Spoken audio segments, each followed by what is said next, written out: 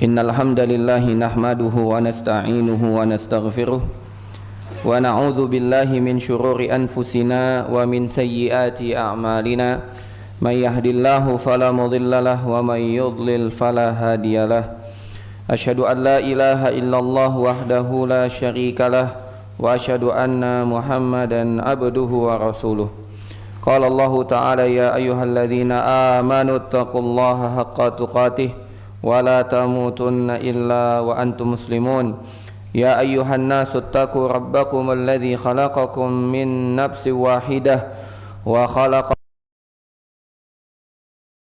rijalan katsiran wa nisaa'a wattaqullaha alladzi tasaaluna bihi wal arham innallaha kana 'alaykum raqiba. Ya ayyuhalladzina amanu taqullaha wa qulu qawlan sadida yuslih lakum a'malakum wa yaghfir lakum dhunubakum wa man yuti'illaha wa rasulahu faqad faza fawzan 'azima. Amma ba'd, fa inna asdaqal hadithi kitabullah wa khairal hadi hadi Muhammadin sallallahu alaihi wasallam wa syarrul umuri muhdatsatuha wa kullu muhdatsatin bid'ah wa kullu bid'atin dhalalah wa kullu dhalalatin finnar. Jamaah sidang salat maghrib dan dilanjutkan isya insyaallah yang semoga dirahmati oleh Allah Subhanahu wa taala.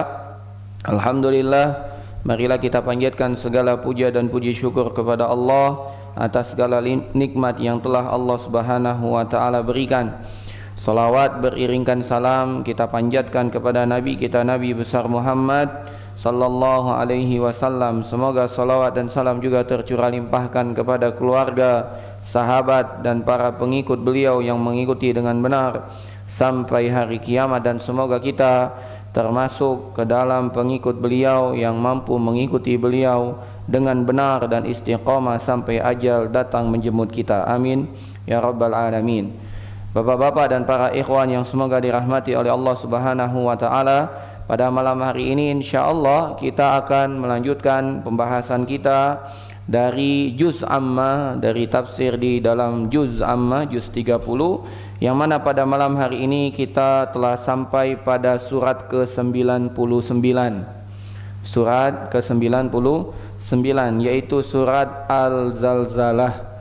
Surat Al-Zalzalah yang artinya guncangan yang begitu dahsyat. Guncangan yang begitu dahsyat. Mari kita langsung membaca surat Al-Zalzalah ini. Surat ke-99 terdiri dari 8 ayat. Semoga Allah Subhanahu wa taala berkahi kita. Kita baca bersama. A'udzu billahi minasy syaithanir rajim.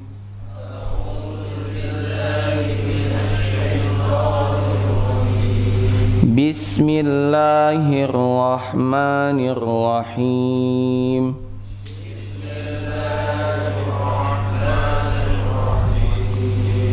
Idza zulzilatil ardu zilzalaha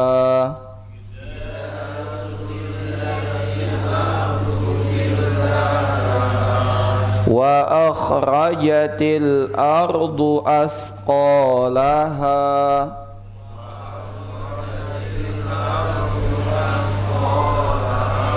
wa qalal insanu ma laha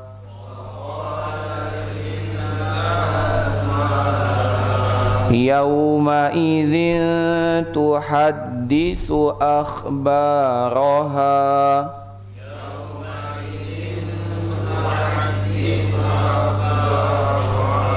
bi anna rabbaka awhalaha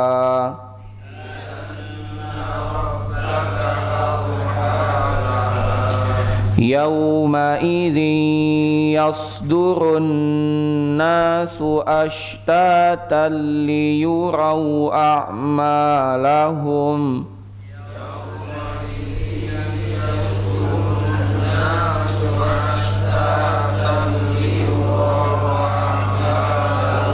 faman ya'mal mithqala dzarratin khairan yarah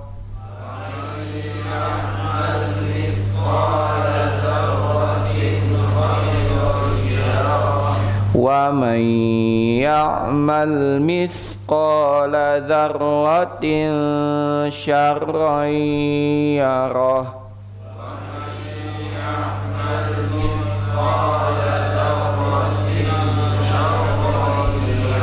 Masya Allah, barakallahu fikum. Surat Al-Zalzalah, Allah Subhanahu wa ta'ala berfirman, sebelumnya kita berlindung kepada Allah dari godaan setan yang terkutuk dengan menyebut nama Allah yang Maha Pengasih lagi Maha Penyayang. Allah berfirman, idza zulzilatil ardu zilzalaha, apabila bumi digoncangkan dengan goncangan yang begitu dahsyat. Kalau kita belajar bahasa Arab, makna idza zulzilatil ardu zilzalaha, zilzalaha ini adalah maf'ul mutlak. Maf'ul mutlak yang salah satu fungsi maf'ul mutlak itu adalah penegasan. Bukan guncangan yang biasa, namun guncangan yang begitu dahsyat. Kemudian Allah melanjutkan, wa akhrajatil ardu asqalaha, dan bumi telah mengeluarkan beban-beban berat yang ada di dalamnya. Dari mayat-mayat yang telah meninggal semua dikeluarkan, bahkan dari simpanan-simpanan yang ada di dalam bumi, emas, perak, semuanya dikeluarkan. Ya, dikeluarkan. Yang mana selama ini kita mencari, kita ngebor minyak, ngebor timah, ngebor batu bara, ngebor semuanya. Di hari kiamat itu dikeluarkan, tidak usah ngebor, tapi tidak ada satu orang pun yang ingin mengambil hal tersebut, bahkan semuanya berpaling, tidak peduli. Wa qala al-insanu ma laha, karena kagetnya manusia mengatakan, dan manusia bertanya, apa yang telah terjadi pada bumi ini? Bumi yang selama ini dia huni, tenang, damai, tentram, bisa berjalan dengan tenang, langitnya tetap ada, gunungnya ada, bintang ada, matahari ada, anginnya ada, hujan juga ada.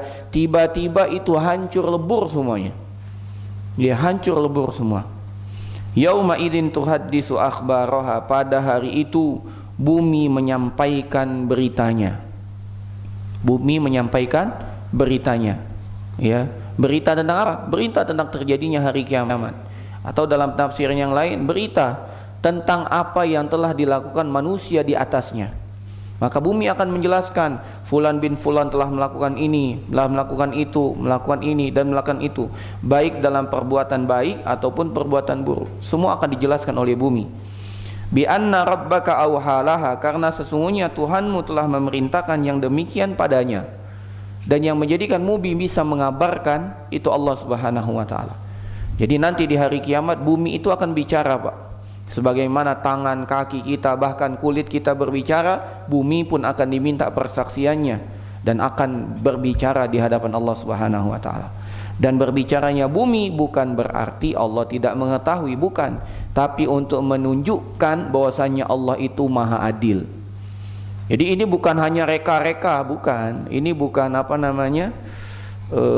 siasat. Ini memang Anda mau dijebloskan ke dalam neraka, maka begini, enggak, ini ada saksinya. Tubuhmu bersaksi, bumi tempat kamu berjalan pun bersaksi. Jadi ini bukan salah kami, ini semua perbuatan kamu sendiri, begitu. Kemudian yauma idzi yasdurun nasu ashtatan liyuraw a'malahum, pada hari itu manusia keluar dari kuburnya dalam kondisi berkelompok-kelompok, terpecah-pecah, Pak. Tidak berkumpul satu bagian, tapi terpecah-pecah. Sebagaimana yang Allah firmankan di dalam surat At-Taghabun. Ya, di dalam surat At-Taghabun kata Allah Subhanahu wa taala, yaumil jam'i zalika yaumut taghabun, pada hari berkumpul dan itulah hari At-Taghabun. Apa itu hari At-Taghabun? Hari di mana manusia berbeda-beda kondisinya. Ada yang Allah muliakan karena keimanannya, ada yang Allah hinakan dengan kekafirannya dan kemaksiatannya. Maka ashtatan, berbeda-beda, berkelompok-kelompok. Di sini kelompok yang bagus, di kelompok yang buruk. Yang Allah Subhanahu wa taala kabarkan, yauma tabyaddu wujuh wa taswaddu wujuh, pada hari di mana wajah-wajah menjadi putih dan di hari di mana wajah-wajah menjadi hitam. Ya, jadi beda kelihatan dan akan terpecah. Orang-orang yang dibangkitkan dengan kebaikan dikenal dengan kebaikan-kebaikan yang mereka lakukan. Orang yang meninggal dalam kondisi berihram, maka dia akan dibangkitkan dalam kondisi bertalbiyah. labbaik Allahumma labbaik, begitu. Orang yang meninggal dalam kondisi berjihad di jalan Allah, maka dia pun akan dibangkitkan dalam kondisi darahnya masih mengalir dan dari darahnya tercium bau yang begitu harum. Manusia yang selama di dunia selalu azan, menjadi muazzin, maka Allah akan bangkitkan dalam kondisi lehernya panjang terlihat. Orang yang mampu menahan amarahnya ketika hidup di dunia akan dibangkitkan nanti di hari kiamat dalam kondisi dipanggil di hadapan semua makhluk yang ada dan dia menjadi pemimpin makhluk-makhluk tersebut. Itu orang-orang yang baik, ini kelompok-kelompoknya. Demikian juga kelompok-kelompok yang jahat. Ya, orang yang mencuri tanah, Pak, walaupun sejengkal, nanti di hari kiamat Allah pikulkan 7 lapis tanah ini kepada dia pikulkan. Demikian juga orang yang ada di dunia ini makan riba, Pak. Ya, baik dia yang jadi modalnya, dia yang jadi saksinya, atau dia yang menjadi korban ribanya, semuanya akan kena. Kata Allah Subhanahu wa taala, akan dibangkitkan dalam kondisi seperti orang kerasukan setan. Ya. Seperti orang kerasukan setan, seperti orang gila, seperti orang yang kerasukan setan. Itu yang riba. Demikian juga kalau ada orang yang sombong di muka bumi, maka dia akan dibangkitkan di hari kiamat dalam bentuk manusia, namun kecilnya sekecil semut. Ya, orang tidak memandang dia, tidak menghiraukan dia, bahkan dia diinjak-injak oleh manusia. Nah, ini kelompok yang buruk. Maka Allah mengatakan, yauma idzi yasdurun nasu ashtatan. Pada hari itu manusia keluar dari kuburnya dalam kondisi berkelompok-kelompok, ada kelompoknya masing-masing. Liyurau a'malahum, untuk diperlihatkan kepada mereka balasan semua perbuatannya, semuanya. Maka Allah lanjutkan, faman ya'mal misqala dzarratin khairan yarah, maka barang siapa yang mengerjakan kebaikan seberat zarrah, nanti kita akan jelaskan apa makna zarrah. Yang paling terkenal biji sawi, ya Pak ya. Yang paling besar biji sawi. Ini saya dia akan melihat balasannya. Wa may ya'mal misqala dzarratin syarran yarahu, dan barang siapa yang mengerjakan keburukan sebesar zarrah, niscaya dia akan melihat akibatnya atau balasannya. Nah, inilah surat Al-Zalzalah. Secara umum itu maknanya. Sekarang kita masuk surat Al-Zalzalah. Surat Al-Zalzalah sebagaimana yang tadi dijelaskan adalah surat nomor 99. Terdiri dari 8 ayat dan dia tergolong dengan surat Madaniyah. Surat Madaniyah. Dia turun setelah hijrah. Walaupun para ulama berselisih pendapat. Kenapa? Karena kabar tentang hari kiamat seperti ini biasanya merupakan sifat dari surat Makkiyah. Kemarin kita telah jelaskan Al-Adiyat Makkiyah, Al-Qari'ah Makkiyah, ya. Sedangkan Al-Zalzalah Madaniyah. Dan ini pendapat jumhur mayoritas ulama bahwasanya dia Madaniyah. Maka kita bersama jumhur bahwasanya surat ini adalah surat Madaniyah, turun setelah hijrah. Salah satu yang menguatkannya adalah sebab turunnya surat ini. Sebab turunnya surat ini sebagaimana yang diriwayatkan oleh Imam Ibnu Katsir di dalam tafsirnya, tafsir Ibnu Katsir, dari sahabat Abdullah bin Amr bin Al-As, dari sahabat Abdullah bin Amr bin Al-As, dia berkata, nazalat idza zulzilatil ardu zilzalaha, telah turun surat Al-Zalzalah. Wa Abu Bakrin qaidun, sedangkan Abu Bakar itu sedang duduk. Fabaka Abu Bakrin, maka Abu Bakar pun menangis.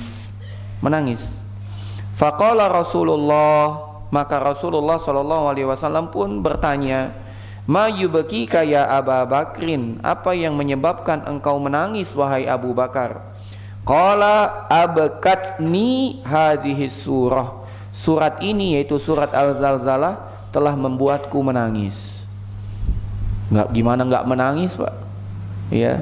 Iza zulzilatil ardu zilzalaha wa akhrajatil ardu asqalaha wa qala al insanu ma laha yauma idzin tuhaddisu akhbaraha bi anna rabbaka awhalaha yauma idzi yasdurun nasu ashtatan liyurau a'malahum faman ya'mal misqala dzarratin khairan yarah wa man ya'mal misqala dzarratin syarran yarah. Gimana tidak menangis, Pak? Menangis Abu Bakar. Maka Nabi SAW pun menghibur Abu Bakar. menghibur Abu Bakar. Kenapa Abu Bakar menangis, bapak-bapak sekalian dan para ikhwan? Karena Abu Bakar teringat dengan akhir ayat ini, barang siapa yang melakukan perbuatan dosa walaupun sebesar biji zarrah, maka Allah akan memberikan balasannya. Menangis Abu Bakar. Kenapa? Karena Abu Bakar manusia biasa, Pak. Apakah manusia tidak berdosa? Berdosa. Apakah Abu Bakar tidak bersalah? Bersalah. Apakah Abu Bakar selalu benar? Tidak. Abu Bakar tidak maksum. Maka Abu Bakar mendengar ayat ini pun menangis. Menangis Abu Bakar. Maka Nabi pun menghibur Abu Bakar dan mengucapkan, "Lau annakum la tukhti'un wa la tuznibun la khalaqallahu min ba'dikum ummatan." Kata Rasul sallallahu alaihi wasallam, kalau seandainya kalian, bukan hanya engkau Abu Bakar, kalau seandainya kalian orang yang tidak pernah berbuat salah, orang yang tidak pernah berbuat dosa, kalau seandainya antum ini semuanya wahai sahabatku, dan khususnya engkau wahai Abu Bakar, kalau seandainya antum tidak pernah berbuat salah, antum tidak pernah berbuat dosa, la khalaqallahu min ba'dikum ummatan, maka Allah akan matikan antum semua dan Allah akan datangkan makhluk yang lain. Allah akan selesai antum sudah, karena antum tidak pernah berbuat salah, selesai. Sekarang Allah akan ciptakan makhluk yang lain, umat yang lain, yuznibun wa yukhti'un fayaghfiru lahum. Allah akan datangkan umat yang baru, umat yang bersalah, umat yang berdosa, agar dengan salah dan dosa tersebut mereka minta ampun kepadaku sehingga aku mengampuni mereka, kata Allah. Jadi bukan perkara di mana kita bersalah dan berdosa, Pak, bukan itu masalahnya. Permasalahannya apakah kita menyesal dan bertobat kepada Allah dari kesalahan tersebut. Semaksimal mungkin kita menahan diri tidak berdosa, pasti berdosa. Semaksimal mungkin kita berusaha tidak durhaka dengan orang tua, pasti durhaka, Pak. Tanpa kita sengaja. Mungkin kita mengangkat suara kita, mungkin kita merendahkan mereka, mungkin kita tidak menjawab panggilan mereka, mungkin kita tidak membuat mereka bahagia dengan kita. Kita berdosa, Pak. Tapi bukan itu poinnya, dan jangan juga itu menjadi alasan untuk kita bermudah-mudahan, bukan. Tapi disinilah Allah Maha Kasih Maha Sayang dengan kita, mensyariatkan kepada kita taubat. Dan telah kita bahas pada kitab Minhajul Muslim bahwasanya Allah sangat bahagia ketika seorang hamba bertaubat kepada Allah Subhanahu wa taala. Lallahu asyaddu farahan. Kata Nabi SAW, sungguh Allah lebih bahagia dengan seorang hamba yang bertobat kepadanya dari seseorang yang kehilangan tunggangannya. Di tengah padang pasir, tidak ada orang di sana, dia berteduh di bawah pohon. Saking capeknya mencari tunggangannya yang hilang, dia mengatakan, ya sudah, aku duduk di sini sampai ajal datang menemuiku. Sampai dia tertidur, tiba-tiba tunggangannya datang, Mbak. Saking dia bahagianya, dia salah dalam menyebutkan. Dia mengatakan, Allahumma anta abdi wa ana rabbuk. Ya Allah, engkaulah hambaku dan aku adalah Tuhanmu. Akhta'a min syiddatil farah. Salah saking bahagianya. Kata Nabi SAW, laula iya daripada orang ini, ketiga seorang hamba bertaubat kepada Allah, Allah senang, Pak. Maka hendaklah kita isi hari-hari kita dengan bertaubat kepada Allah. Dan di Masjid Al-Madinah kita telah bahas bab kedua, bab tentang taubat. Dan Nabi SAW tidak kurang dari 70 kali bertaubat kepada Allah sehari semalam. Nabi tidak kurang dari 100 kali bertaubat kepada Allah sehari semalam. Padahal Nabi punya salah enggak? Enggak, maksum, dijaga oleh Allah. Namun Nabi tetap bertaubat. Apatah lagi kita yang banyak salah, banyak lupa, banyak lalai. Bertaubat kepada Allah. Taubat dengan lisan, taubat hadirkan dalam hati. Sebelum kita tidur ingat kembali dosa-dosa kita. Bukan hanya dosa yang kita perbuat, tapi kekurangan saat kita melaksanakan ibadah. Mungkin sholat kita tidak khusyuk, mungkin doa kita belum sungguh-sungguh. Kita ngangkat tangan berdoa, tapi betul nggak apa yang kita sebut itu sesuai dengan hati kita? Kita minta, ya Allah ampuni aku, tapi kepikiran jualanku cak mano ya Allah. Ini belum connect, Pak. Kita memohon kepada Allah tapi kita pikirkan yang lain. Ini kekurangan kita. Kita mohon ampun kepada Allah agar Allah ampuni kita dan mencukupkan, menyempurnakan kekurangan kita dengan istighfar tersebut. Ya, maka dari ayat ini salah satunya dalil menunjukkan bahwasanya hadis ini apa dalam surat ini adalah surat madaniyah, madaniyah. Kemudian ada beberapa keutamaan dari surat Al-Zalzalah yang disampaikan oleh Imam Abu Dawud, oleh Imam At-Tirmizi dalam kitab Sunan At-Tirmizi. Kita bacakan beberapa hadisnya. Riwayat Imam At-Tirmizi membawakan beberapa riwayat. Ya. Qala At-Tirmizi haddatsana Muhammad ibn Musa al-Harashi al-Basri qala haddatsana Al-Hasan ibn Salam ibn Salih al-Ijli qala haddatsana Sabit al-Bunani an Anasin radhiyallahu anhu qala. Dari Anas, semoga Allah meridhoinya, dia berkata, qala Rasulullah sallallahu alaihi wasallam, telah bersabda Rasulullah sallallahu alaihi wasallam, man qara'a, barang siapa yang membaca iza zulzilah yaitu surat Al-Zalzalah, adalat lahu binisfil Quran, maka itu seakan-akan dia telah membaca setengah Al-Quran. Setengah Al-Quran, Pak. Subhanallah. Walaupun hadis ini hanya Imam Tirmizi yang meriwayatkannya dan disebut bahwasanya hada hadisun gharibun. Ini cuma Imam Tirmizi yang meriwayatkannya. Riwayat yang lain sama dari Imam At-Tirmizi juga, ya. Dari sahabat Anas bin Malik juga berkata Rasul sallallahu alaihi wasallam, "Qul huwallahu ahad ta'dilu sulusal Quran." Al-Ikhlas, qul huwallahu ahad itu setara dengan sepertiga Al-Quran. Idzal zulzilah ta'dilu rubu'al Quran. Adapun surat Al-Zalzalah itu sama dengan seperempat Al-Quran. Subhanallah. Tadi dikatakan setengah, ini dikatakan seperempat. Ya, ini menunjukkan atas keutamaan surat ini. Demikian juga beliau membawakan riwayat yang lain dari Abdullah ibnu Abbas, bahwasanya Rasul sallallahu alaihi wasallam pernah bersabda, "Iza zulzilatil ardu zilzalaha ta'dilu nisfal Qur'an." Bahwasanya iza zulzilah ini seperti setengah Al-Qur'an. Qul huwallahu ahad, adapun Al-Ikhlas ta'dilu sulusal Qur'an, itu sama dengan sepertiga Al-Qur'an. Wa qul ya ayyuhal kafirun ta'dilu rubu Al-Qur'an. Adapun qul ya ayyuhal kafirun sama dengan seperempat Al-Qur'an. Jadi iza zulzilah setengah, qul huwallahu ahad sepertiga, Qul ya ayyuhal kafirun seperempat. Ya. Terakhir riwayat ini bacakan. Ya. Terakhir riwayat ini bacakan dari sahabat Anas bin Malik. Dari sahabat Anas bin Malik bahwasanya Nabi sallallahu alaihi wasallam pernah bersabda kepada seseorang sahabat. Dan sahabat ini belum menikah. Maka Nabi bertanya, "Hal tazawwajta ya fulan?" Wahai saudara, apa engkau sudah menikah? Kan pertanyaan begitu. Qala la. Wallahi ya Rasulullah, belum ya Rasulullah, sungguh aku belum menikah, gitu ya Mas ya. Wala indi ma atazawwad, karena aku belum punya bekal apa untuk aku menikah, aku tidak punya modal, ya. Maka Nabi sallallahu alaihi wasallam mengatakan, "Alaisa ma'aka qul huwallahu ahad?" Bukankah engkau paham surat Al-Ikhlas? Bukankah engkau hafal dan paham maknanya? Qala bala, oh kalau itu iya. Qala sulusal Quran, kalau begitu itu sepertiga Al-Quran. Qala alaisa ma'aka idza jaa nasrullahi wal fath, bukankah engkau hafal surat idza jaa, surat An-Nasr? Dia mengatakan qala bala, oh kalau itu iya ya Rasulullah. Qala rubu'ul Quran, nah, itu seperempat Al-Quran kata Nabi.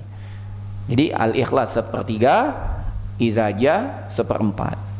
Qala alaisa ma'aka qul ya ayyuhal kafirun, bukankah engkau punya hafalan dan paham surat Al-Kafirun? Qala bala, ya kalau itu aku punya ya Rasulullah. Maka kata Rasul sallallahu alaihi wasallam, rubu'ul Quran, nah itu seperempat Al-Quran. Terakhir, kemudian Nabi mengatakan, alaisa ma'aka iza zulzilah, bukankah engkau juga memiliki hafalan dan paham surat Al-Zalzalah? Qala bala, oh kalau itu iya aku punya. Maka kata Nabi sallallahu alaihi wasallam, rubu'ul Quran, itu seperempat Al-Quran. Jadi kita dapat berapa surat? 4 surat. Al-Ikhlas sepertiga, Idza Jaa seperempat, Al-Kafirun seperempat, Al-Zalzalah seperempat. Setelah dijelaskan seperti itu, Nabi mengatakan, tazawwaj, nikahlah. Tazawwaj, nikahlah. Ya. Summa qala hadza hadisun hasan. Kemudian Imam Tirmizi mengatakan hadis ini hadis hasan. Hadis ini hadis hasan. Maka kita tahu di sini bahwasanya surat Al-Zalzalah memiliki keutamaan. Ya, memiliki keutamaan. Bukan hanya dengan membacanya, namun hendaklah kita memahaminya. Ya, bagaimana surat Al-Zalzalah ini luar biasa. Seperti seperempat Al-Quran, dalam riwayat yang lain seperti setengah Al-Quran. Nah, dan surat Al-Zalzalah ini sering dibaca Nabi. Bahkan Nabi pernah membaca surat Al-Zalzalah dalam 2 rakaat, dua-duanya beliau baca Al-Zalzalah. Dua-duanya. Ya. Ini diriwayatkan dari seorang sahabat, ya, dari sahabat yang datang dari Juhaina, dia mengatakan, annahu sami'an nabiyya sallallahu alaihi wasallam yaqra'u fi subhi idza zulzilatil ardu. Kata sahabat ini, aku mendengar Nabi sallallahu alaihi wasallam membaca iza zulzilatil ardu zilzalaha fi rakaataini kullataihima, pada salat subuh di 2 rakaat salat subuh, dua-duanya. Rakaat pertama baca apa? Izal zulzilah. Rakaat kedua iza zulzilah. Ya. Cuman dalam riwayatnya dikatakan bahwasanya aku tidak tahu apakah Nabi sengaja atau karena Nabi lupa. Tapi Nabi pernah membaca sampai iza zulzilatil ardu zilzalaha 2 kali dalam satu solat. Rakaat pertama, rakaat kedua. Dan ini tidak lain dan tidak bukan kandungan makna yang luar biasa dari surat Al-Zalzalah ini. Nah, jamaah sekalian rahimani wa rahimakumullah. Langsung kita masuk ke penjelasan tafsirnya. Allah Subhanahu wa taala berfirman, iza zulzilatil ardu zilzalaha. Apabila bumi digoncangkan dengan guncangan yang begitu dahsyat. Dan ini telah banyak kita lewati beberapa ayat yang kita baca tentang dahsyatnya hari kiamat itu. Salah satunya di dalam surat Al-Hajj ayat 1 sampai 2. Allah berfirman, ya ayyuhan nasuttaqu rabbakum, wahai manusia bertakwalah kepada Tuhan kalian. Inna zalzalas saati syai'un azim. Sesungguhnya goncangan hari kiamat itu sesuatu yang begitu dahsyat, begitu agung. Yauma tarawnaha tadhhalu kullu murdi'atin amma arda'at. Pada hari itu disebabkan guncangan yang begitu dahsyat, wanita-wanita hamil meletakkan wanita-wanita yang sedang menyusui meletakkan anak yang sedang disusuinya. Saking guncangnya tuh mengerikan. Sekarang Pak, kalau ada gempa, ibu lagi menyusui, ibu anaknya sambil digendong. Gempa nih 7 skala Richter misalnya, masih digendong Pak, masih dipegang erat-erat, benar enggak? Itu pada hari itu sampai ketakutan, sampai anaknya dilempar. Berarti sedahsyat-dahsyatnya gempa yang pernah kita rasakan. Alhamdulillah Prabu Muli pernah merasakan gempa enggak? Enggak ya? Kemarin gempa di Bengkulu, terasa enggak? Terasa? Goyang ya? Nah, itu di Bengkulu Pak. Gimana nanti hari kiamat Pak? Ya, dilempar Pak anaknya Pak. Ya. Wa tada'u kullu dzati hamlin hamlaha, dan pada hari itu karena goncangan yang begitu dahsyat, semua wanita yang hamil keguguran. Semua yang hamil keguguran. Ya. Kalau dulu gempa Jogja, itu saya punya saudara di Jogja, itu katanya gempanya itu seperti gelombang frekuensi itu Pak. Jadi begitu gempanya itu. Jadi ada rumah, susunan rumah berjejer, ada satu rumah hancur, satu ndak hancur, satu lagi hancur, satu ndak hancur, begitu. Itu kisah saudara yang di Jogja. Di situ ada orang hamil. Bahkan istri beliau, istri saudara saya itu, ya istrinya saudara saya maksudnya, sepupu saya itu lagi hamil. Itu alhamdulillah ndak kenapa-kenapa. Lahir anaknya, sekarang sudah SMP gitu. Artinya itu gempa tidak menyebabkan wanita keguguran. Ini pada hari tersebut menyebabkan wanita yang hamil itu dahsyat enggak berarti? Dahsyat sekali, ya. Wa taron nasa sukara wa ma hum bisukara, dan kalian akan melihat semua manusia seperti mabuk sempoyongan, Pak. Wa ma hum bisukara, namun mereka tidak sedang mabuk. Walakin na azaballahi syadid, namun azab Allah yang begitu keras. Itu begitu mengerikannya. Ya, maka kalau kita belum percaya dengan ini, coba ingat-ingat gempa. Coba ingat-ingat gempa luar biasa, ya. Demikian juga Allah Subhanahu wa taala mengabarkan tentang kejadian hari kiamat itu begitu mengerikan. Idas sama'u fatarat. Ingatlah ketika langit itu hancur. Idas sama'u syaqqat. Ingatlah ketika langit itu terbelah. Ingatlah ketika langit itu hancur lepas. Itu terjadi di hari kiamat. Bagaimana Allah menjadikan apa? Gunung itu Pak berjalan. Ya, wa taral jibala tahsabuha jamidatan wa hiya tamurru marras sahab. Dan engkau melihat gunung-gunung itu dan kalian menganggap gunung itu tetap. Tidak, gunung itu berjalan seperti berjalannya awan. Dan bukan hanya berjalan, ketika dia berjalan Allah angkat gunung tersebut dan Allah hancurkan. Dan itu yang kita baca kemarin di dalam surat Al-Adiyat. Dalam surat Al-Adiyat kita lihat bagaimana gunung itu seperti bulu yang berterbangan. Seperti bulu yang berterbangan. Ya, wabussatil jibalu bassa fakanat haba'an mumbassa. Dan hancurlah gunung-gunung itu dengan sehancur-hancurnya dan jadilah ia debu yang berterbangan. Itu gunung, Pak. Sebut gunung apa saja. Gunung Semeru, Gunung Dempo, Gunung Bukit Salero, ya. Gunung apa bukit itu? Gunung Salero, ya. Kalau keretanya kereta Bukit Salero itu semua hancur lebur. Gunung apa lagi? Krakatau, Tambora, apa lagi? Semuanya hancur lebur, Pak. Ya. Demikian juga Allah Subhanahu wa taala akan menjadikan bumi ini hancur. Sekarang kan bumi ada tinggi, ada rendah, nanti di hari kiamat semuanya datar. Kata Allah Subhanahu wa taala, wa idzal ardu muddat, dan apabila bumi didatarkan, tidak ada lagi tinggi, tidak ada lagi rendah. Sampai kalau seorang kalian buang air, airnya itu tetap di situ. Ya. Yauma tubaddalul ardu ghairal ardi was samawat, pada hari di mana bumi diganti dengan bumi yang lain, demikian juga langit diganti, semuanya diganti. Ya. Ini luar biasa, ya, sangat agung. Jadi jangan sampai kita merasa diri kita hebat, diri kita luar biasa gitu ya. Kita semua akan hancur, Pak. Gunung yang sebesar itu hancur, bumi yang sehebat ini hancur, langit yang begitu kokoh hancur semua. Apalagi kita. Ya. Kemudian Allah Subhanahu wa taala melanjutkan, wa akhrajatil ardu asqalaha, dan bumi telah mengeluarkan beban-beban berat yang ada di dalamnya. Ya, para ulama tafsir berselisih pendapat menjadi dua pendapat. Ya, yang pertama yang dimaksud mengeluarkan isi perutnya yaitu semua orang yang ada di dalam kuburan. Ya, dikeluarkan, mayat-mayatnya dikeluarkan semuanya. Ya, sejak zamannya Nabi Adam sampai orang terakhir, semuanya dikeluarkan. Pendapat yang kedua adalah bumi mengeluarkan isi perutnya berupa benda-benda berharga, emas, perak, ya, timah, dan semua yang selama ini diperebutkan manusia dikeluarkan, ditunjukkan ke manusia, inilah yang selama ini menyebabkan kalian saling bunuh-bunuhan. Nah, sekarang aku keluarkan, ambillah. Ternyata tidak ada satupun yang berminat untuk mengambil itu semua, dikeluarkan oleh bumi. Ya, dengan ini kita juga paham bahwasanya dunia ini tidak usah menyebabkan kita saling bunuh-bunuhan, Pak. Cuman gara-gara sejengkal tanah, ya. Bukan tanah biasa, Pak, tanah batu bara. Iya, mau dia batu bara, mau dia batu apa, jangan, sudah. Iya, karena dunia ini hina. Hanya sejengkal tanah karena minyak kita saling bunuh-bunuhan, luar biasa. Jangan. Iya, nanti di hari kiamat itu tidak ada harganya. Tidak ada harganya. Ya. Yauma la yanfa'u malu wala banun illa man atallaha biqalbin salim. Karena yang paling bermanfaat di hari tersebut bukan harta, bukan keturunan, bukan jabatan. Yang paling berharga di hari itu adalah hati yang selamat.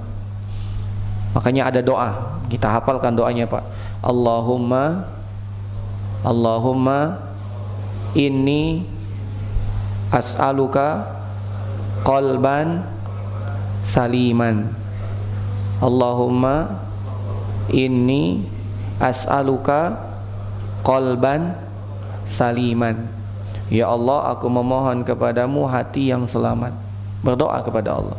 Ya, ini yang diajarkan oleh Nabi kita Muhammad sallallahu alaihi wasallam. Kemudian ayat ketiga, wa qalal insanu malaha. Dan manusia bertanya, apa yang terjadi pada bumi ini? Maka para ulama juga berselisih pendapat tentang lafaz manusia di sini. Apakah manusia ini semua manusia beriman maupun kafir, atau khusus untuk orang kafir? Ya, menjadi dua pendapat. Ya, maka yang waqala al-insanu malaha, maka semua orang akan terkaget. Ya, terkaget. Walaupun orang beriman itu beriman dengan hari kiamat, namun ketika terjadi ternyata di luar dugaannya. Kita kan sudah baca nih Pak ya, kita beriman ya, dahsyat gitu. Ketika terjadi kita kaget Pak, ternyata lebih dahsyat dari yang dikabarkan itu. Kenapa? Karena kata orang Arab, laisal khabaru kal muayanah, tidaklah sama antara mendapat kabar dengan menyaksikan langsung. Tidak sama Pak, antara kita mendapatkan kabar ya, bahwasanya begini. Ketika kita lihat langsung, beda ternyata. Itu yang akan kita rasakan. Apalagi orang kafir yang tidak beriman, wajar kalau mereka begitu kaget. Ya, makanya Allah abadikan di dalam surat Yasin. Bapak-bapak yang dulu sudah hafal surat Yasin, pertahankan hafalannya. Bahkan ditambah Pak. Jangan gara-gara sudah ngaji lupa hal Yasinnya. Ingat terus Pak. Tidak apa-apa di murojaah. Kalau dulu seminggu sekali, ini tiap malam boleh. Boleh enggak? Boleh. Yang tidak boleh itu mengkhususkan. Jadi sayang sudah hafal 83 ayat, sudah ngaji lupa gitu. Jangan, hafalkan terus. Bahkan sekarang ditambah dengan memahami maknanya. Allah berfirman di dalam surat Yasin ayat 52. Qalu ya wailana man ba'asana mim marqadina. Hadza ma wa'adar rahman wa sadaqal mursalun. Apa kata orang-orang kafir? Celakalah kami, siapa yang membangkitkan kami dari tempat tidur kami, marqadina, tempat tidur kami, yaitu kuburan kami. Inilah yang dijanjikan Allah yang Maha Pengasih, dan benarlah apa yang dikatakan oleh para rasul. Jadi orang-orang kafir terkaget-kaget Pak. Qalu ya wailana man ba'asana mim marqadina. Celakalah siapa yang membangkitkan kami dari tempat tidur kami, dari kuburan kami. Kaget orang kafir kaget. Sebagaimana orang Islam kaget, padahal mereka telah mengetahui, apalagi orang kafir. Orang kafir kan nggak beriman dengan hari berbangkit. Beriman nggak? Nggak beriman mereka. Ya, maka kita betul-betul akan terkaget bahwasanya perkara yang kita baca sekarang ketika mengalaminya luar biasa. Begitu juga dengan kenikmatan Pak. Kita membayangkan surga saja udah nikmat luar biasa. Nanti ketika kita coba jauh lebih nikmat Pak. Jauh lebih nikmat. Kita sekarang berhayal dengan bidadari, bahayalnya saja nikmat Pak. Masya Allah, bidadari bermata jeli gitu ya, kulitnya putih, bukan putih, bening Pak. Bening. Kan kita kalau bilang akhwat cantik itu kan bening. Senengnya yang bening-bening. Itu bidadari itu bening. Itu dan nyata beningnya. Ya, saking beningnya, urat-uratnya tembus pandang Pak. Ya, bak kaca luar biasa. Itulah bidadari. Kita bayanginya aja, Masya Allah, luar biasa. Kalau seandainya kerudung bidadari itu tersingkap ke penduduk dunia, terang semua. Masya Allah, gimana harumnya. Kita bayanginya luar biasa. Ketika kita betul-betul bertemu dengan bidadari, kita mengatakan apa? Ini lebih dahsyat daripada yang dahulu kami ketahui. Wa utubihi mutasyabiha, akan diberikan yang sejenis namun rasanya beda. Di surga nanti ada pisang Pak, tapi ketika kita makan pisang di surga, ternyata pisangnya beda rasa Pak. Lebih lezat yang mana? Yang di surga. Kita di dunia makan durian, nanti di sana juga ada yang sejenis dengan durian itu. Begitu kita makan, Masya Allah, lebih lezat. Dan kalau di dunia kita akan diberikan rasa kenyang, bukan kenyang, rasa enek. Tidak mau nambah lagi. Di surga tidak ada rasa enak. Bahkan gigitan terakhir lebih nikmat daripada gigitan pertama. Insya Allah kita lanjutkan setelah azan. Wassalamualaikum warahmatullahi wabarakatuh. Alhamdulillah, salatu wassalamu ala rasulillah wa ala alihi wa sahbihi wa mawala wa la hawla wa la quwata illa billah. Kita lanjutkan ayat yang keempat. Yauma idzin tuhaddisu akhbaraha. Pada hari itu bumi menyampaikan beritanya. Ya, dan ini juga para ulama berselisih pendapat menjadi dua. Pendapat yang pertama, bumi menyampaikan beritanya bahwasannya Allah telah memerintahkannya untuk berbicara, merintahkannya untuk berguncang dengan dahsyat. Pendapat yang kedua, dan mengeluarkan isi perutnya. Ini pendapat yang pertama, Allah telah mengizinkan bumi untuk berbicara, mengabarkan bahwasanya Allah yang memerintahkan dia untuk berguncang, dan Allah yang memerintahkan dia untuk mengeluarkan isi perutnya yang ada di dalamnya.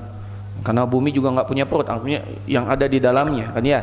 Kemudian yang kedua, pendapat kedua, bahwasanya bumi ini akan menjadi saksi, dan Allah telah mengizinkan bumi untuk menjadi saksi untuk semua perbuatan yang baik ataupun yang buruk. Sebagaimana Allah Subhanahu wa taala menjadikan makhluk-makhluknya yang lain untuk dapat bersaksi. Bahkan anggota tubuh kita dapat bersaksi. Ya. Salah satu yang dapat bersaksi itu adalah para malaikat yang telah mencatat. Kiraman katibin ya'lamuna ma taf'alun. Para malaikat yang mulia yang mencatat amal perbuatan, mereka mengetahui apa yang kamu kerjakan. Malaikat akan menjadi saksi yang akan mencatat, diberikan catatan. Demikian juga dalam surat Qaf Allah berfirman, ma yalfizu min qaulin illa ladaihi raqibun atid. Tidak ada apapun yang keluar dari mulut kita kecuali ada yang mencatat, ya, raqib dan atid. Demikian juga Allah Subhanahu wa taala menjadikan anggota tubuh kita akan bersaksi. Allah berfirman di dalam surat Yasin. Ternyata dalam surat Yasin banyak perkara ini, Pak. Kata Allah Subhanahu wa taala, al-yauma nakhtimu ala afwahihim, di hari di mana kami tutup mulut mereka.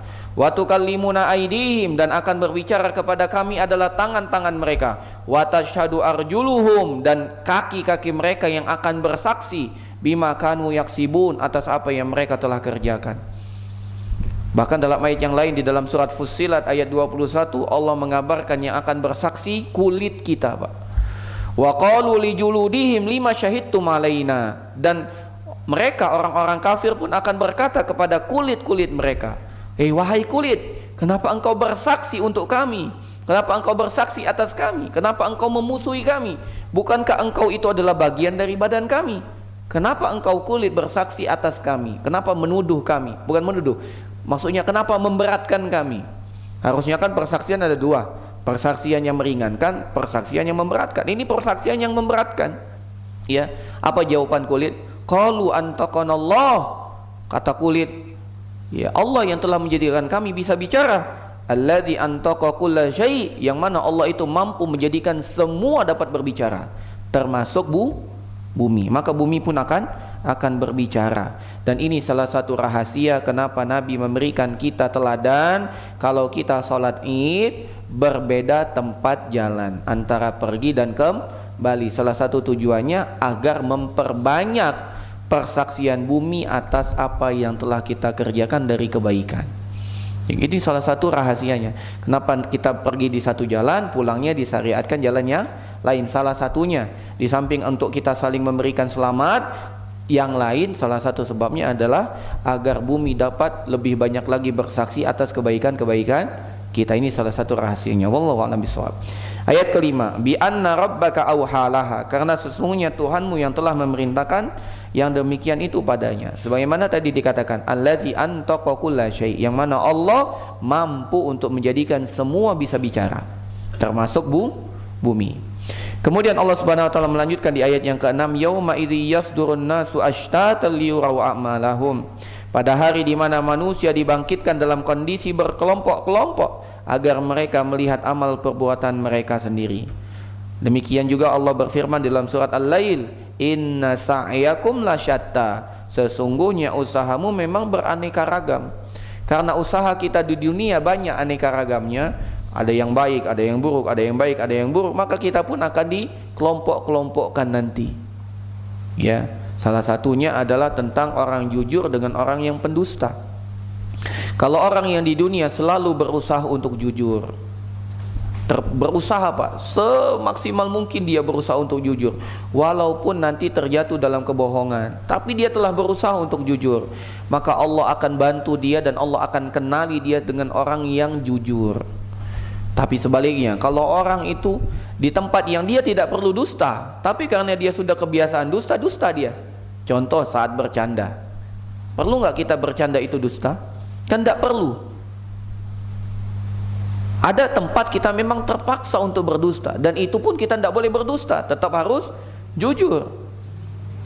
Tapi ada juga orang lain yang tidak diminta dia untuk berdusta, bukan hal yang memaksa dia untuk berdusta, tapi dia tetap berdusta. Contohnya saat bercanda, maka akan dikenal oleh Allah Subhanahu wa taala sebagai pendusta. Nanti dikelompokkan oleh Allah. Maka hendaklah kita melihat kondisi kita sekarang. Ya. Makanya para ulama mengatakan, aku pernah berpikir, aku bayangkan tentang surga, aku bayangkan tentang neraka, aku bayangkan tentang hari kiamat, kemudian aku bayangkan dengan apa yang aku lakukan sekarang. Kemudian aku katakan kepada jiwaku, wahai jiwa, sekarang engkau masih dapat berangan-angan, tapi nanti engkau tidak akan bisa berangan-angan lagi. Wahai jiwa, selagi engkau dapat berangan-angan, laksanakanlah angan-angan baik yang engkau inginkan tersebut. Karena nanti engkau tidak akan bisa lagi berangan-angan, dan engkau tidak akan pernah lagi bisa mewujudkan angan-anganmu tersebut. Nah, ini kita masih diberikan kesempatan. Ayat yang ke-7, faman ya'mal mithqala dzarratin khairan yara, barang siapa yang melakukan kebaikan walaupun sebesar zarrah, maka dia akan melihat hasil dari perbuatannya tersebut. Para ulama tafsir berselisih pendapat tentang makna zarrah. Yang pertama, zarrah ini adalah seukuran semut. Seukuran semut. Jadi zarrah itu apa? Seukuran semut.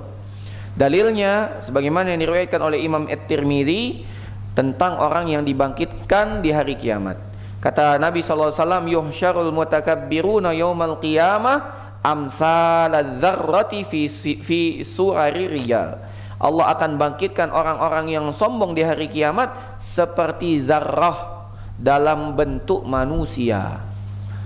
Para ulama mengatakan zarrah di sini artinya semut-semut kecil. Kan ada semut-semut kecil ya Pak ya? Ada semut yang besar kan?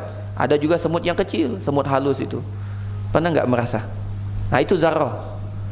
Ya, kita tidak kelihatan, kita rasakan seperti ada yang berjalan. Pas kita pasati, oh iyo ada semut. Pernah nggak merasa begitu Pak? Pernah ya? Nah, itulah namanya zarrah, semut kecil.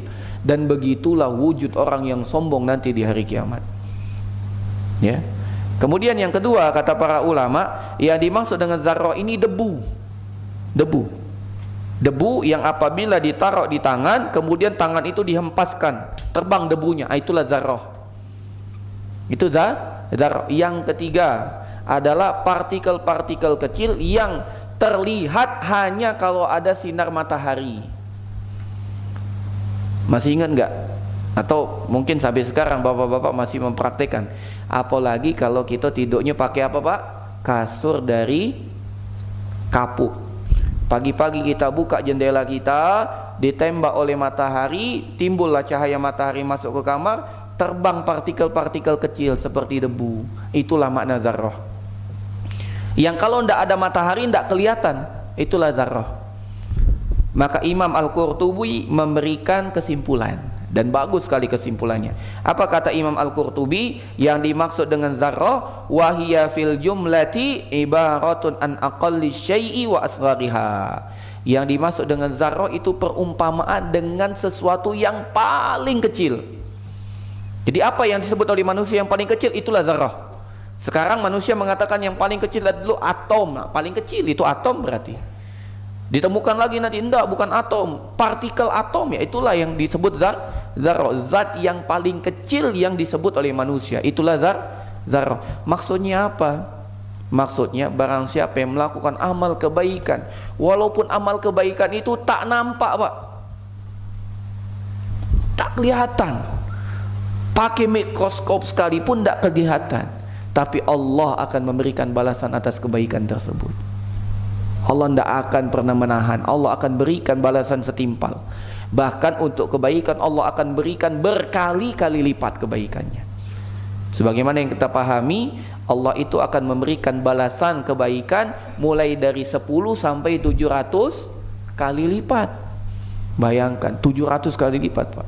Dan Allah memberikan lebih banyak lagi kepada hamba-hamba yang Allah kehendaki. Maka ada salah satu kisah, pernah suatu hari dari kalangan sahabat, ya, dari kalangan sahabat ada yang berjalan yang memang dia biasanya memberikan makan kepada orang-orang, ya, yang Allah Subhanahu wa taala abadikan dalam surat Al-Insan, wa yut'imuna at-ta'ama ala hubbihi miskinan wa yatiman wa asira, dan mereka memberikan makanan yang ia sukai kepada fakir miskin, anak yatim, dan orang yang sedang ditawan. Berbagi. Suatu hari orang ini dalam perjalanan. Ketika dia dalam perjalanan, datanglah orang yang lapar minta makan. Kemudian dia cek makanannya. Oh, ternyata makanannya sedikit. makannya sedikit, maka dia ingat firman Allah ini, wa yut'imuna ala hubbihi, dan mereka memberikan makanan yang ia sukai. Dia nilai makanan ini sedikit, aku saja kurang, apalagi mau ngasih orang. Aku menurutku saja makanan ini sedikit, nggak kenyang, bagaimana aku memberi orang? Artinya dia nggak mau memberikan. Kenapa? Karena takut orang itu merasa terhina, Pak. Karena takut orang itu merasa terhina, maka Allah turunkan ayat ini. Famay ya'mal misqala dzarratin khairan yarahu. Artinya apa? Lakukan, Allah akan balas kebaikan tersebut. Allah tidak melihat dengan kecilnya, tapi Allah melihat dengan keikhlasan kita kasih. Ya. Makanya pernah datang suatu hari Nabi SAW lewat kepada sekelompok wanita, diriwayatkan setelah sholat Id, baik Idul Adha atau Idul Fitri. Maka Nabi pun lewat. Tiba-tiba Nabi melihat segerombolan wanita. Nabi berhenti dan mengatakan, ya ma'syaran nisa, wahai sekalian wanita, tasaddaqna, bersedekahlah kalian semua. Wa inni arakunna aksar ahli nar, karena sejatinya aku melihat kalian paling banyak menjadi penghuni neraka. Ini lafaznya sedekah. Sedekah apa sih yang harus kita berikan? Kalau banyak tidak diragukan, 1 juta, 2 juta, 3 juta, tafadhal, silakan diberikan. Makin besar dan makin ikhlas makin bagus. Tapi bagi kita yang tidak punya, janganlah bersedih dan janganlah menganggap diri kita tidak punya kesempatan. Kata Nabi SAW kepada istrinya Aisyah, ya Aisyah, ittaqin nara walau bisyiqqi tamratin. Jadikanlah sedekahmu sebagai pelindung dirimu dari api neraka, walaupun hanya sedekah dengan sebutir kurma. Bahkan dalam riwayat yang lain, setengah kurma. Orang sedekah setengah kurma, Pak. Hina kan? Oh, Masya Allah, masa aku cuma dikasih setengah? Ternyata enggak. Dan wallahi ana pernah merasakan sendiri dikasih orang setengah, Pak. Dan wallahi ana enggak merasa tersinggung. Ya, seperti anak-anak kecil, dia punya makanan dipotek sama dia, ini untuk kau, ini untuk aku. Terhina enggak orang yang dikasih? Enggak terhina, Pak. Dan ternyata orang dewasa pun enggak merasa terhina. Ana pernah ketemu orang, ya, beliau enggak salah dari Aljazair, itu punya pisang satu, Pak. Kayaknya dia juga suka pisang gitu ya. Ketemu ana, enggak tahu kenapa, mungkin dia senang dengan ana, dipotek itu pisang, Pak. Diambil apa ya, kertas atau kartu gitu, bukan kertas, kartu dipotong jadi 2. Anak dikasih setengah, diambil setengah, hadali wa hadalak katanya, ini untuk aku, ini untuk kamu. Anak pengen ketawa itu sebenarnya, ya enggak usah lah bagi anak kalau cuma setengah kan. Tapi anak pikir-pikir, subhanallah, bahagia anak dikasih cuma setengah, Pak. Bahagia anak dikasih setengah. Belum lagi ada kejadian baru-baru ini 2 bulan yang lalu itu, ada tetangga di Palembang itu ngasih keripik pisang, Pak. Keripik pisang.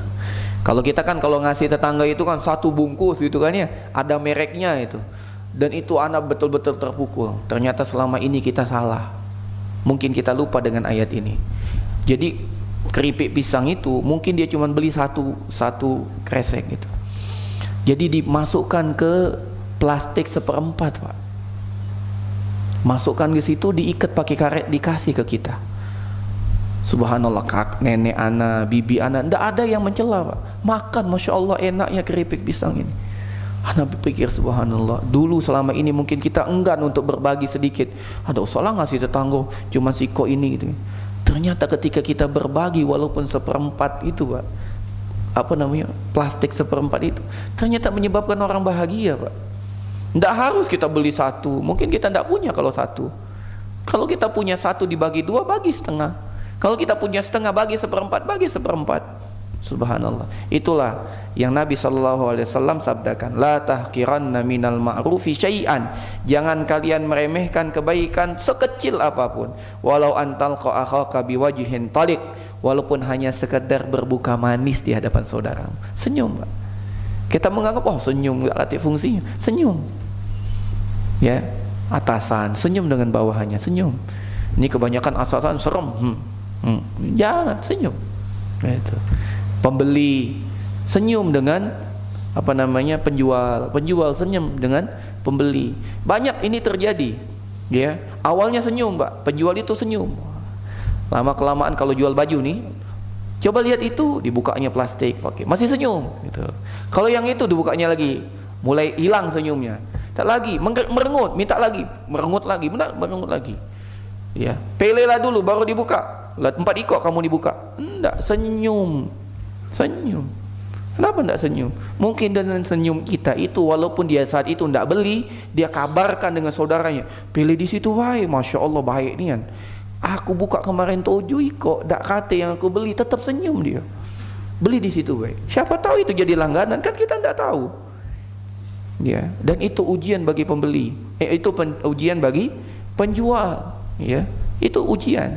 Makanya Nabi SAW mengatakan, rahimallahu mra'an, semoga Allah merahmati seseorang, samhan idza ba'a, mudah kalau dia beli, samhan idza ishtara, ya, mudah kalau dia menjual, mudah kalau dia membeli, samhan idza qtada, mudah kalau dia menunaikan hutang. Ya, yang paling sulit itu yang terakhir, mudah dalam menunaikan hutang. Ya, harusnya kita senang kalau ditagih hutang, Pak, sehingga orang itu mengingatkan kita. Yang terjadi kalau kita ingetin hutang, kau pikir aku lupa, aku ingat juga, tidak usah ditagih terus. Allahu Akbar. Jangan, akhi. Ya, dia mengingatkan kita, itu hak dia, bukan hak kita. Ya, dan bersyukur kalau kita punya saudara meminjamkan kita, teman mengingatkan kita, karena mereka tidak mungkin minta lebih, karena mereka tahu minta lebih namanya riba. Masa orang baik kepada kita, kita marah-marahi. Giliran bank datang ke kita, oh mohon maaf Pak ya, mohon maaf Pak ya. Saudara kita tidak minta ribanya, Pak, terus kita marah-marah. Harusnya bersyukur, senang kita. Ya, orang-orang minta riba saja kita takut gitu, kita berbaik hati, bahkan kasih hadiah dengan orang tersebut. Tunda ya Pak, tunda ya Pak gitu. Kenapa tidak kita lakukan itu kepada saudara kita? Minimal kita senyum, oh yo afwan akhi, belum selesai, belum ada, kalau memang butuh nian aku jual asetku. Memang begitu Pak, itu konsekuensi. Kita berhutang, jatuh tempo, tidak punya, kita bilang ana tidak punya uang cash, ana tidak bisa bayar hutang sekarang, tapi ana punya aset, kalau memang antum perlu jual. Ya, ana punya motor, jual, karena itu memang hak dia. Kecuali kalau dia bisa memberikan tempo, tidak apa-apa, santai aja, ana belum terlalu butuh. Kita katakan nggak punya uang, aset banyak, udah katik duit, tanahnya di mana-mana, jual tanahnya, jual tanahnya untuk bayar hutang. Karena bayar hutang wajib. Investasi tanah wajib atau tidak? Tidak wajib. Ya. Kemudian Allah Subhanahu wa taala mengatakan, wa may ya'mal mithqala dzarratin syarran yarahu, dan barang siapa melakukan kejahatan sebesar zarrah, niscaya dia akan melihatnya. Dan inilah yang menyebabkan orang-orang kafir itu terkaget-kaget, terheran-heran, yang Allah Subhanahu wa taala abadikan di dalam surat Al-Kahfi.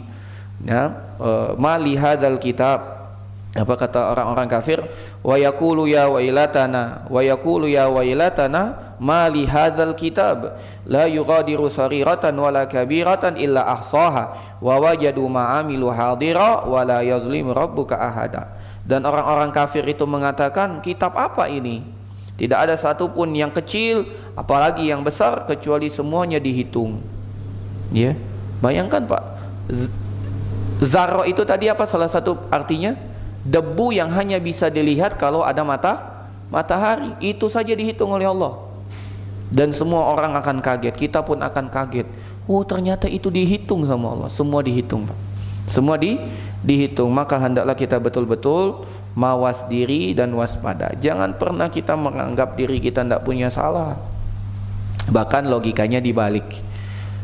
Lakukan terus kebaikan, dan setelah kita melakukan kebaikan, lupakan seakan-akan kita belum memiliki kebaikan. Sehingga sekecil apapun kesempatan kita berbuat baik, ikut. Donasi pembangunan masjid, walaupun ada 1.000, masukkan 1.000. Kalau ada 100.000, masukkan 100.000. Karena kita tidak tahu amalan yang mana yang akan Allah terima. Di sini bangun masjid, di sini operasional masjid, di situ operasional masjid, di sini operasional pondok. Ikut donasi, walaupun 1.000, 2.000, 3.000. Yang penting ikut kita, andil kita, karena kita menganggap kita butuh banyak amal kebaikan. Adapun dalam masalah dosa dan maksiat, jangan pernah lupakan. Sehingga ketika kita ingin berdosa, melakukan perbuatan dosa, kita ingat, ya Allah, dosa ini belum tentu Allah ampuni, maka kita menahan diri kita dari dosa dan maksiat. Kebanyakan manusia logikanya dibalik. Kalau kebaikan diingat terus, kalau dosa lupa. Salah, yang harusnya diingat terus itu dosa, agar kita takut untuk mengulangi. Adapun kebaikan lupakan saja. Ya, semoga dengan itu kita makin rajin untuk bersedekah, berbuat baik, dan melakukan kebaikan-kebaikan yang lain. Maka melanjutkan kisah yang tadi, kita buka kisahnya dengan kisah Abu Bakar. Tadi Abu Bakar menangis kan? Kita lanjutkan kisahnya. Maka Abu Bakar pun berkomentar. Apa kata Abu Bakar? Fakulla su'in amilna juzina bihi. Ya Rasulullah, apakah semua keburukan yang kita lakukan Allah akan memberikan balasan untuk kita? Artinya Abu Bakar betul-betul ketakutan. Maka Nabi SAW memberikan hiburan kepada Abu Bakar. Apa kata Nabi? Faqala Rasul SAW, ghafarullahu laka ya Abu Bakrin. Semoga Allah mengampunimu wahai Abu Bakar. Yang orang seperti ini kita cari, Pak. Orang seperti ini yang kita teladani. Hatinya lembut, Pak. Lembut. Siapa Abu Bakar itu? Orang paling taat, Pak. Orang paling banyak perjuangannya kepada Nabi. Yang menemani Nabi hijrah siapa? Abu Bakar, Pak. Dari kalangan tua yang paling pertama masuk Islam siapa? Abu Bakar, Pak. Yang paling banyak habis hartanya untuk Nabi siapa? Selain istrinya Khadijah siapa? Abu Bakar, Pak. Yang paling banyak dikunjungi oleh Nabi ketika Nabi berada di kota Mekah siapa? Abu Bakar, Pak. Abu Bakar yang paling sering didatangi oleh Nabi SAW. Bahkan Aisyah yang waktu itu masih kecil mengatakan, aku selalu melihat Rasul itu mundar-mandir masuk ke rumah bapakku. Siapa? Abu Bakar. Entah itu kompromi, entah itu minta pendapat, entah itu untuk menyusun siasat, ke rumahnya Abu Bakar. Kalau kita mengatakan, wah itu mah tangan kanannya Nabi, masa tangan kanannya dia nak masuk surga? Ternyata Abu Bakar tidak menganggap seperti itu. Dia yang ingat dia dosanya, Pak. Makanya ketika membaca Iza Zulzilah nangis. Ketika Nabi mengatakan seperti itu, ya wahai Abu Bakar, kalau seandainya kalian tidak bersalah, tidak berdosa, Allah akan gantikan dengan umat yang bersalah dan berdosa.